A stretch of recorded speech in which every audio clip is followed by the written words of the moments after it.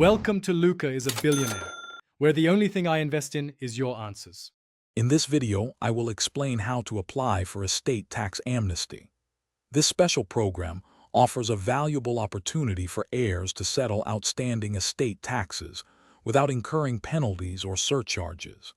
It's designed to provide a clear path to compliance, helping families avoid legal complexities and ensure a smooth transfer of inherited assets. We'll cover everything you need to know to navigate this process effectively and achieve peace of mind. To qualify for estate tax amnesty, the estate must have outstanding tax liabilities due to the passing of the decedent. It's crucial to have all necessary documents prepared, including the official death certificate and any relevant property titles. Keep in mind that these amnesty programs typically have a specific, often limited, application window.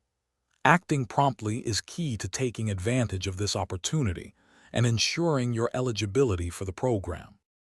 The application process begins by gathering all essential documents, such as the death certificate, marriage certificates, and property titles.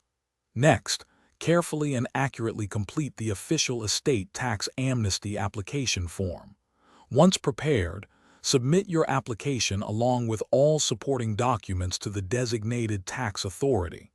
Finally, ensure you pay the computed estate tax within the specified time frame to successfully finalize your application and secure the amnesty benefits.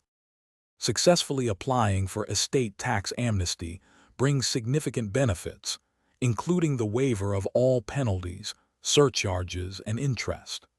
This provides legal closure and ensures a clear transfer of title for any inherited properties.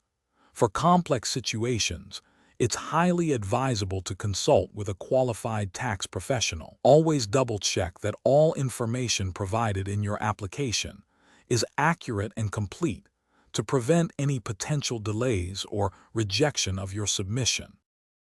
Thanks for watching and please subscribe. It's the best investment you'll ever make.